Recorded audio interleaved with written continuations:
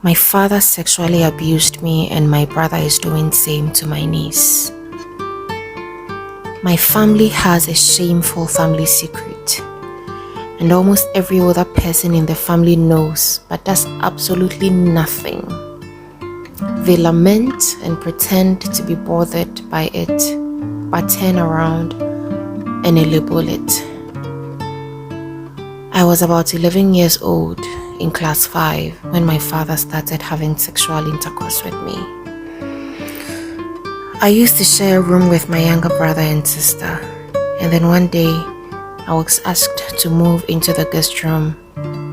My parents told me I was too old to sleep with my sibling. I felt grown and special. Little did I know. What I found curious is that my mother cleaned and laid my bed in the guest room that day. And that night, my father paid me a visit I will never forget. From that day, my life turned upside down and somersaulted over and over in ways you cannot begin to imagine.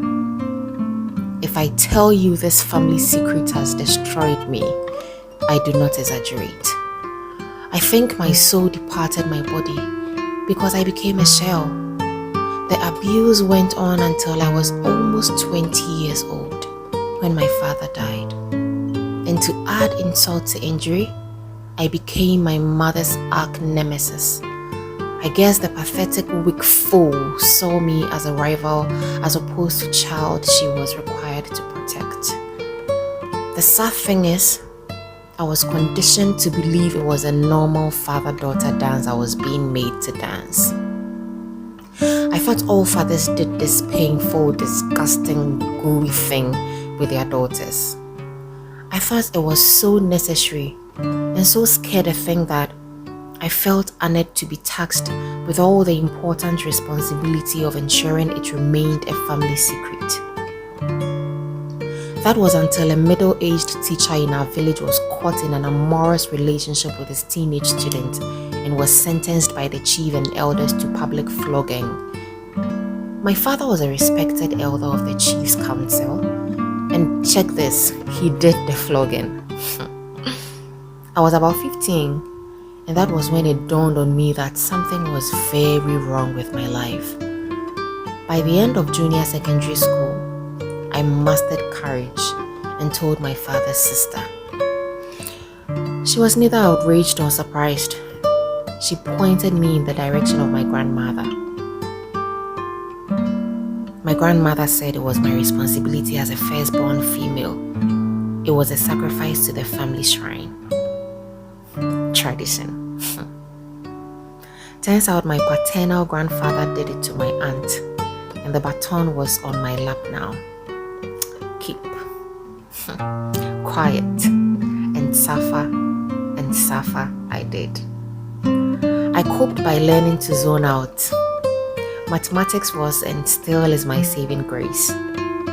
While his despicableness hung on top of me and pleasured his twisted parental rights, I did mental calculus to get through my pain. By my late teens, I was making so many bad decisions and had attempted suicide twice. I was once caught having sex with a boy in an uncompleted house. I stole, I lied, I lashed out. My family told everyone who would listen that I had a mental illness. Thankfully, I still managed to do well in school. A few weeks after my 19th birthday, I got a UNESCO scholarship to study in Cyprus.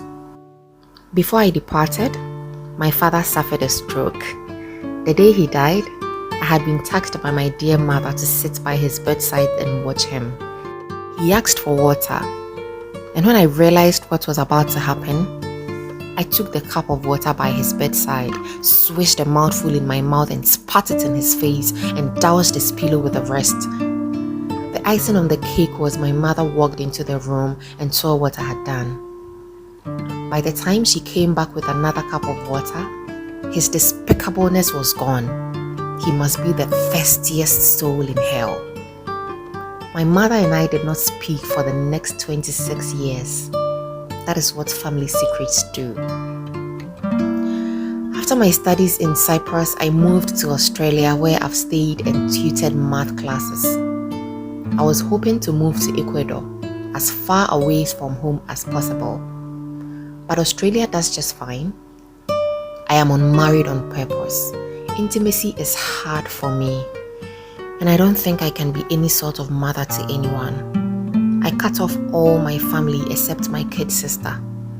No amount of therapy, and I've had my fair share, will change that. I recently visited my home to meet my sister's first child and attend his naming ceremony. That is when I met my brother and his family. He has a teenage daughter, firstborn child. One look at how timid and depressed that girl looked told me all that I needed to know. My brother kept her under his thumb the entire ceremony. She wasn't even allowed to play with other children. When I pulled him to the side and confronted him, he denied it and called me crazy. "Get psychiatric help," he said. So I gave him a cup of water and said, "Call all our grandfather's shrine and pour this water on the ground and deny you are not sleeping with your daughter." He poured the libation in my face. Later, he sent me text saying, "If you start any mess and destroy my life, I will hang myself." I don't want him to hang himself. I want the Lord to hang him. I want to help my niece because I know from experience that no one will. They fear a stone shrine. How do I even begin to get her away from these fools? I have no concrete evidence.